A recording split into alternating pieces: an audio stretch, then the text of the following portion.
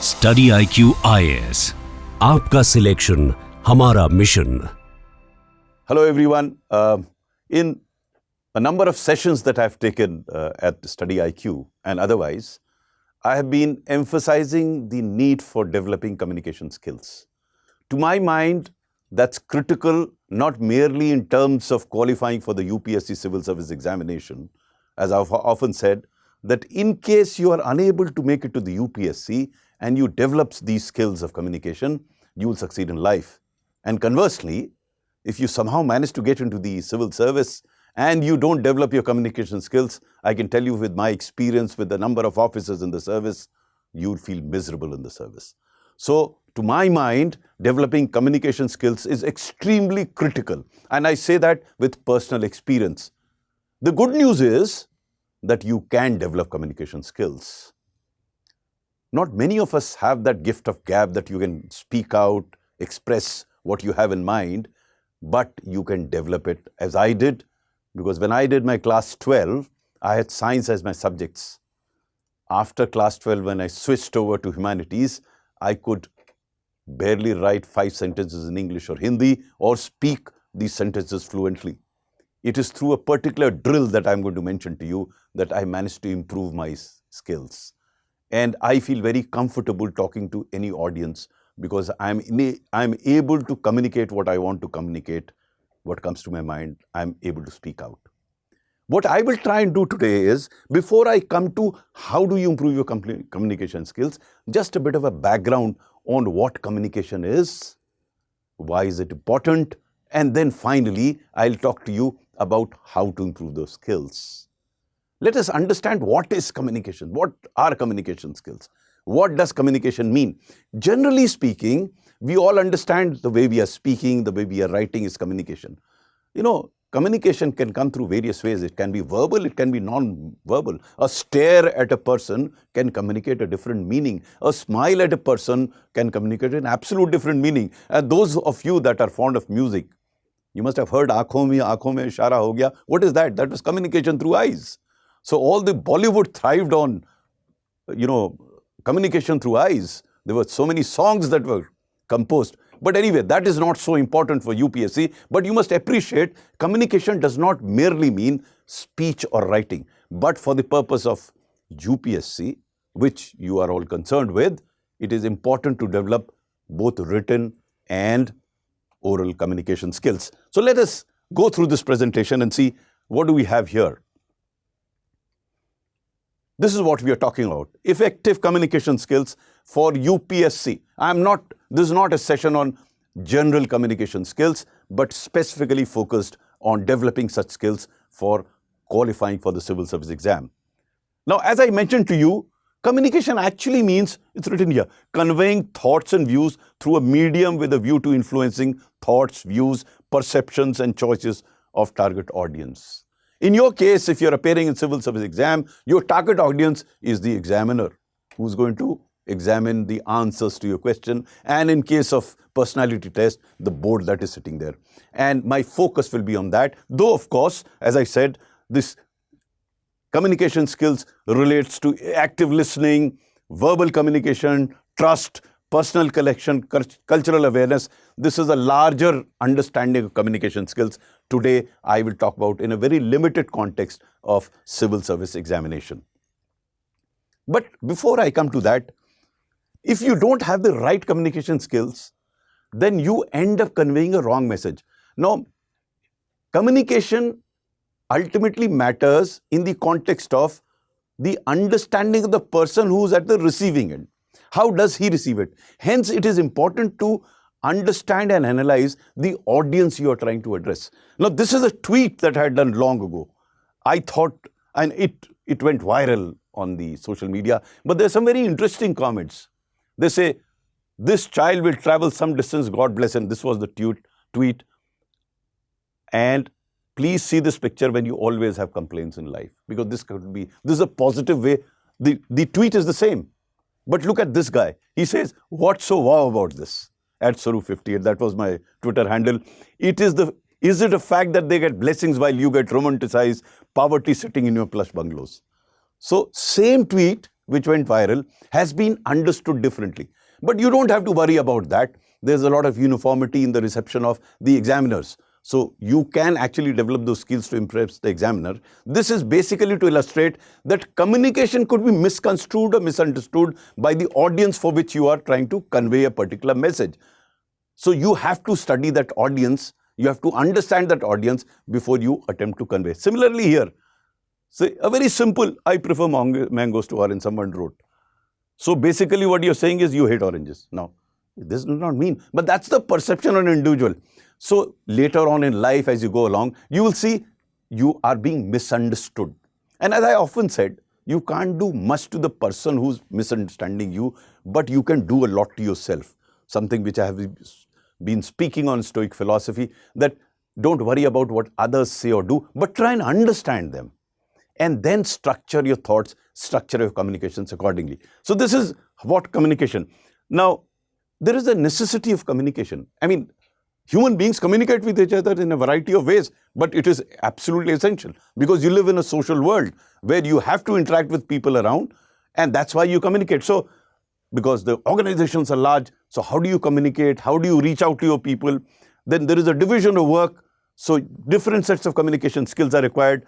Technology advancing, so the tools of communication are constantly changing. No one could ever visualize, say 50 years ago, that there could be a thing called a mobile phone where you could reach out to so many people in one go.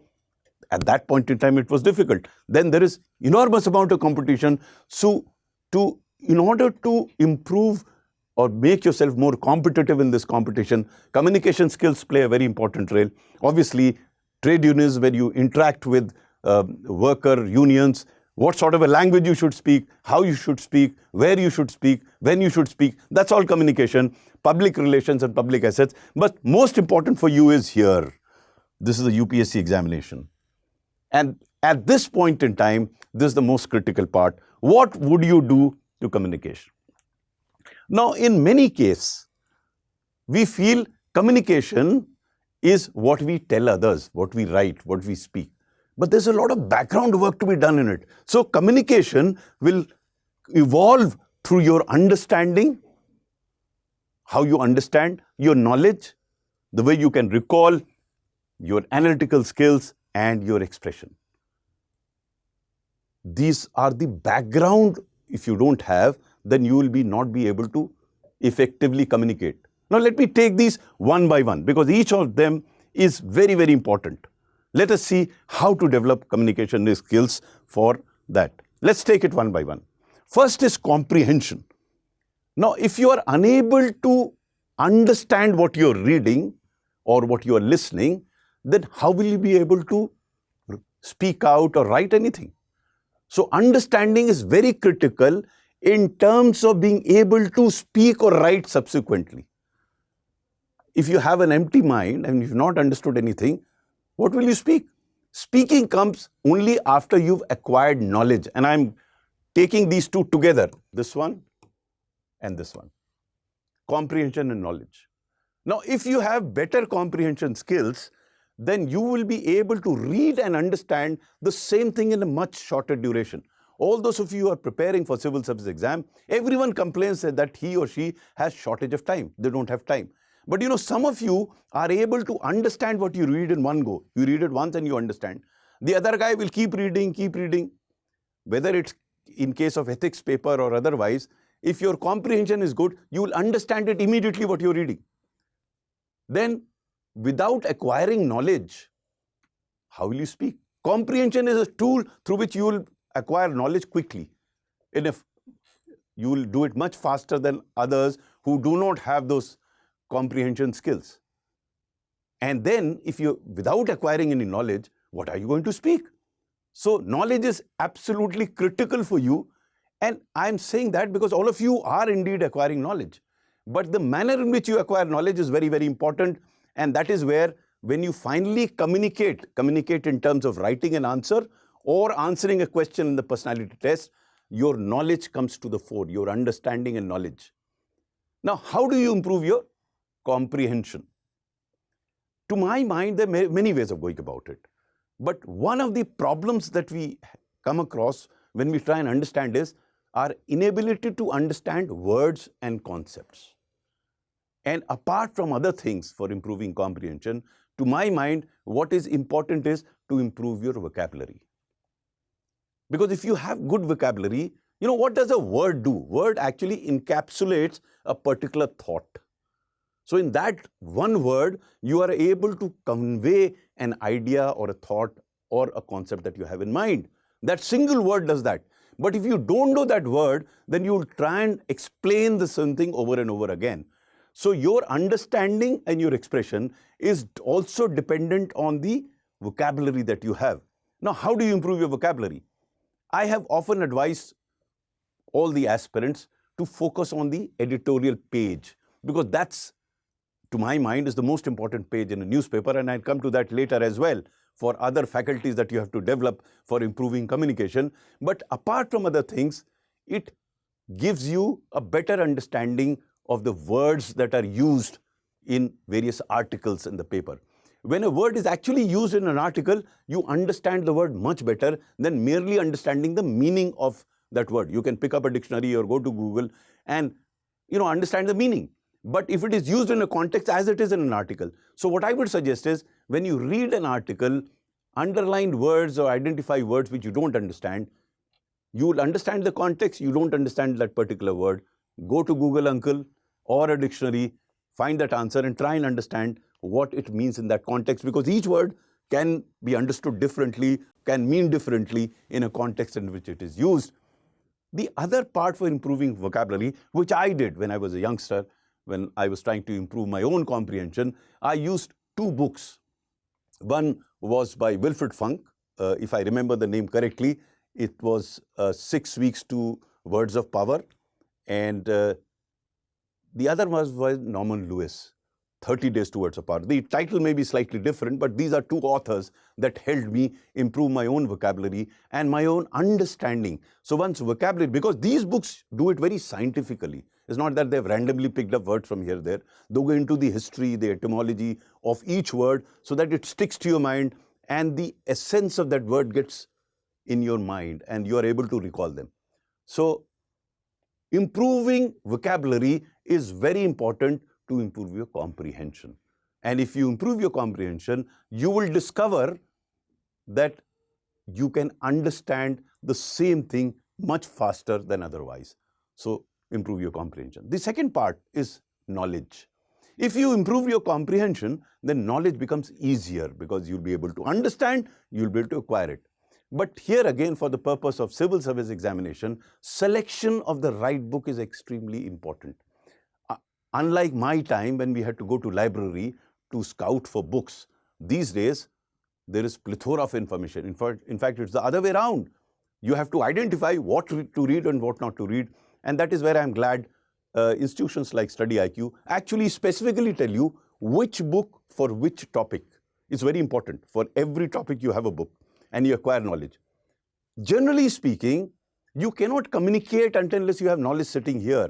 And so you have to find ways to improve your knowledge set. And there, the correct magazines if you read, the correct videos that you see, and I use the word correct because, as I keep saying, there is no dearth of videos, there's no dearth of reading material, but someone should be able to guide you as to what should be read. If you read the appropriate word, again, time is short. You don't have so much time that you can read everything. So, on account of paucity of time, you'll have to be very selective about what you read, and that will give you knowledge. So if you have comprehension, you have knowledge, you are now better equipped to communicate. Otherwise, you can't communicate vacuum. If nothing is sitting here, what are you going to talk about? That skill of actually speaking or writing will be held by your knowledge that you have, and then you'll be able to talk sense.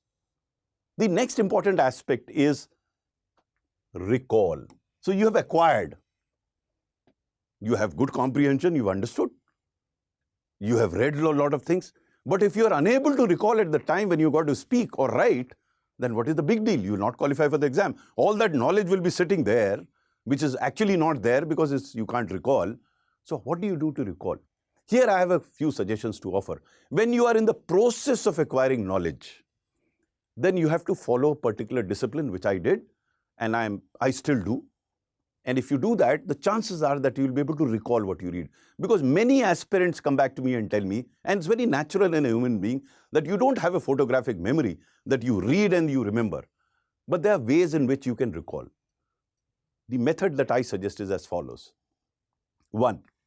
When you are reading anything, or when you're listening to anybody, or you're watching anything, it should be absolutely focused. Nothing should disturb you. There are external disturbances, there are internal disturbances. Let me talk about external disturbances. If there is some loud music being played somewhere, get away from there. If there is somebody knocking on the door or there is a conversation going on, just cut it out, because external disturbances are easier to cut. Move away from there. Because if you're not focused on what you're reading, I don't know whether it happens with you, it used to happen with me. A lot of disturbance around. But more importantly, if you can mentally cut off what's going on around you, that's internal to you. So on many occasions, when I was reading or watching or listening to somebody, I was physically listening or watching or reading, but my mind was elsewhere. If my mind is elsewhere, then how in the hell will I be able to recall what I have read? I will not, actually I'm not reading. I'm just reading in a manner that it does not get recalled subsequently. So you have to be absolutely focused on what you're reading without any disturbance around. That's step 1. Step 2, as you read, try and understand what you're reading. There again, comprehension. If you don't understand and just read, though you're not being distracted by anybody, then you'll have to either mug it up, it's very difficult. Instead of mugging up, if you understand it, the chances are that you will recall. What I'm trying to suggest to you is not a panacea for all that, but it can help you improve your recall if you do it this way. So, focus reading, try and understand. Many of us do that. But the third step which I do, I have not seen many people do that. After having read it in a very focused manner, after having understood it, close your eyes for a while and try and revise then and there itself.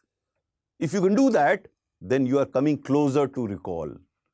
Because usually what we do is, we read and we keep it, and we revise it 1 month, 2 months down the line, when we would have forgotten most of it, and then we have to read again. So why not do it when you're doing it?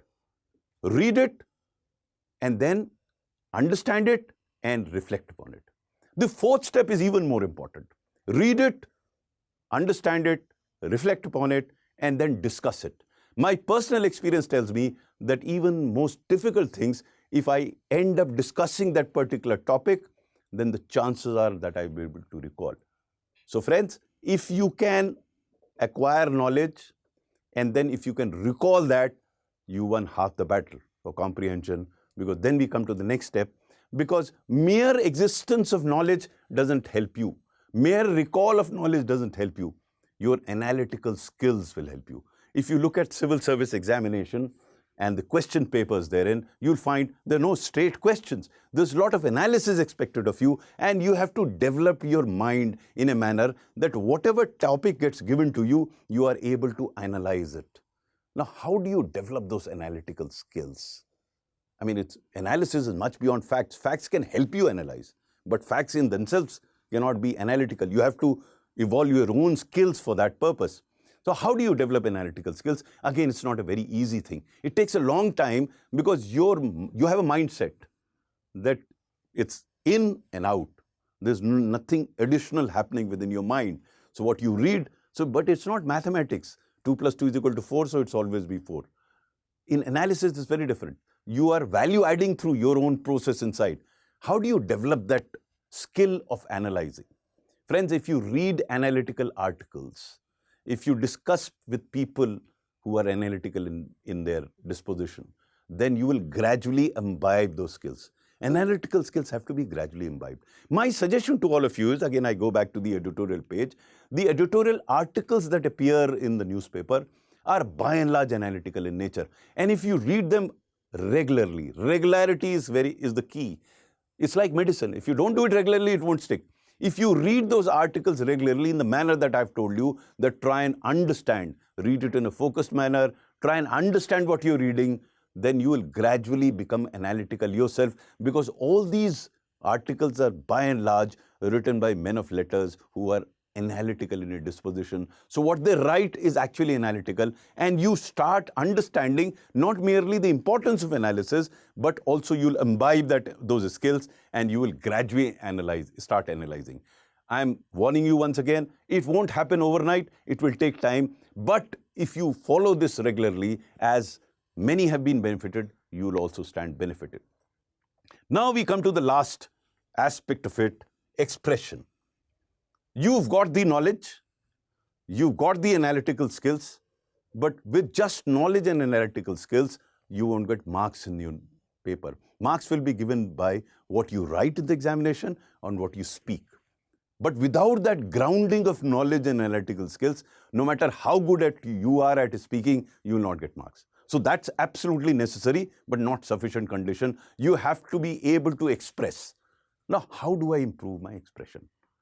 This is extremely critical, because ultimately what matters is what you write and what you speak. For that, I have a couple of suggestions for you. How do I improve my expression? Again, as I said, it's not very easy, but it is certainly possible. I have seen so many people improve their communication skills through a particular drill. A number of civil servants who qualified in the past 5-6 years, guided by us here, followed this practice and benefited from it, not only in terms of qualifying, but as serving civil servants also. So what do? Again, go back to the newspaper that I keep talking about, open the editorial page, pick up one editorial article, not editorial, the editorial article. There are 2 to 3 editorial articles in any newspaper. I couldn't care which newspaper you're reading, pick up any newspaper in the language that you plan to give your examination in. So if you have Hindi as your medium, please, for heaven's sake, don't go and read people because someone is saying Hindu is a good newspaper. No, read a Hindi newspaper, because you have to eat, drink, sleep in the language that you're going to give your examination in. You have to get used to that language, whether it's Hindi or English. Both are equally good languages. Both are very rich languages. So don't ever think, some people come and tell me, sir, if I give my examination in Hindi, I'll get lesser marks. I don't know where did they get this impression from. Do it in a language that you feel comfortable in. Okay, so pick up the newspaper that you read regularly, open the editorial page, pick up one editorial article, stand in front of a mirror and read the article aloud, slowly but loudly. I'm repeating it. Select one editorial article, stand in front of a mirror, read that article aloud, slowly but loudly, and record that in your mobile phone. Everyone has a mobile phone these days, and we misuse it, abuse it. This is one of the best use of mobile phone. Why record it? Because you will discover the mistakes that you're making as you're reading, and over a period of time, you will also see the improvement that you're making. That will give you confidence. You must be wondering, why am I asking you to do that? Reading an editorial article will help you in a number of ways. Number one, your articulation will improve. Your expression will improve. Then each of these articles has a lot of facts, lot of knowledge you will get. Then finally, these articles are analytical in nature. There's so much benefit in it. But when you do this, initially you will fumble. When you read, you will keep questioning, why am I doing that? I would rather read a book than read this article in front of a mirror. But friends, let me tell you with experience, gradually you will grow in confidence. And that's very important for this examination. You have to have confidence in yourself. So read it aloud, slowly, loudly, and record it in your phone. Do that every day. Now I'm using this word every day because habits to change, it takes time, it takes regularity. If you don't do that regularly, I don't think that habit or that skill that you want to develop will not come through. So after you've read it, keep the newspaper down. Now I'm coming to a slightly more difficult exercise. Try and speak out what you've read in your own words. Again, you will fumble because you've not done that before. You read it, much of it you may not have understood. Even if you speak for 1 minute to begin with, for 2 minutes to begin with, it's worth it. Do that. You will see the improvement yourself, because as you grow in confidence, as you are able to recall, as you are able to focus, as you are able to acquire knowledge, as you are able to acquire analytical skills, you will gain more confidence in terms of expressing it. So read it aloud, then speak it aloud, putting the newspaper down, record this as well. These are 2 important steps. Then we go to the third step. After having read it, after having spoken about it, pick up a piece of paper and write this in your own words. You know, many aspirants come to me, sir, I want to practice question answer writing. I said, do you know how to write? Friends, you have to cultivate this habit of expressing yourself both in words, in speech, as well as in writing. Once you can do that fluently, answer writing will become that much easier. What is answer writing? You are putting what you have here, the knowledge, on a piece of paper. Now, if you are able to do whatever is here on the piece of paper, whenever you acquire knowledge, it will be easy to put it on a piece of paper. Your knowledge, your ideas should flow freely, seamlessly, either through your mouth or through the pen. Once you develop that, again, as I say, it will take time. It won't happen overnight. It won't happen that Mr. Surup told today and 3 days down the line you will be able to write and speak fluently. It doesn't happen that way. It takes time. But you have to persevere. You have to continue. If you don't do it consistently, it won't happen. So I'm repeating it again. First, read the editorial article aloud, then speak it out in your own words, and then write it on a piece of paper every day. This entire exercise will not take more than an hour. But mind you, though you may be short of time, this will help you not only in qualifying for the civil service, but even thereafter. Or if you don't qualify, as I mentioned earlier. So this is a very, very important drill. This second part of this drill is equally important. As I said earlier, in order to recall something, you have to discuss. But discussion is useful in more ways than one, not merely in terms of recall, but in terms of developing analytical skills, also in terms of expression. So my suggestion to you is, all of you should get into, these days you have the technology, get into WhatsApp group of 5 persons each. Fix a topic for discussion every day. Let there be a principal speaker every day. That principal speaker speaks on that topic for 10 minutes, and then each other member of the group speaks for 2 minutes each. Thereafter, it's an open discussion. In half an hour, every day, you will be able to cover one topic. You will be able to express, and this principal speaker will be by rotation. So every 5 days, there will be a new principal speaker, and others will respond to it. This is important in a number of ways. One, of course, it will improve your recall. So if you want to remember something, you have put it in a discussion, you remember. But more than that, you will be able to present your point of view over a period of time logically, coherently, cogently, all that is, and analytically, all that is important to writing an answer or expressing yourself when the occasion arises in front of the board when you go for your personality test. So what you have to do is use the editorial article for the purpose of reading, speaking, and writing, and discuss some topic every day in a WhatsApp group regularly. I am repeating this term regularly, time and again, because if you don't follow this drill regularly, then it won't work. It will be a waste of time.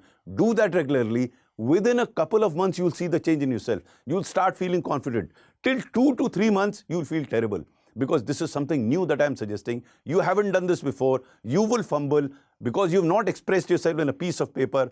You will not recall what you've read. You would not have understood, and you'll wonder how I'm going to write that. Write whatever comes to your mind. Because ultimately what I want you to get to is that you are able to express your thoughts seamlessly, logically. And this can happen if you practice. Nothing better than practice. Hard work and practice. If you do that, you'll become a better communicator. And I can assure you that if you follow what I have suggested to you, if you develop these communication skills, you will end up a better person. You will end up a successful person. God bless you. Take care.